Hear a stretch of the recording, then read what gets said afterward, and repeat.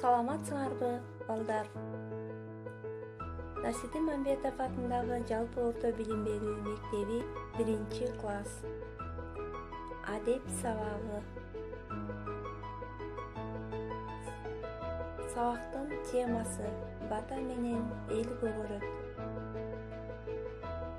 Сабактын максаты.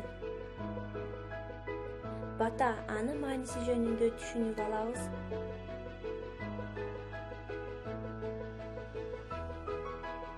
Алтын эрежени кабыл алып алабыз.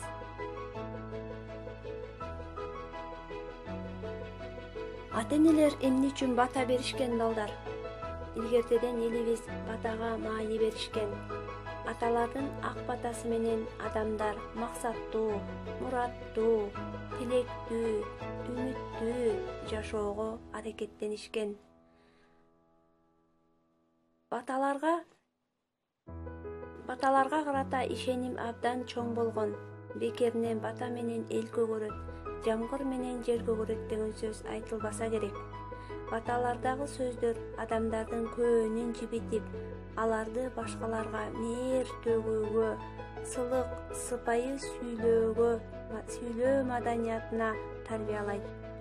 Ата-бабаларыбыз качанда болсо бири-бири менен көрүшкөндө жылуу сөз, ак тилектерин айтканды унутушкан эмес.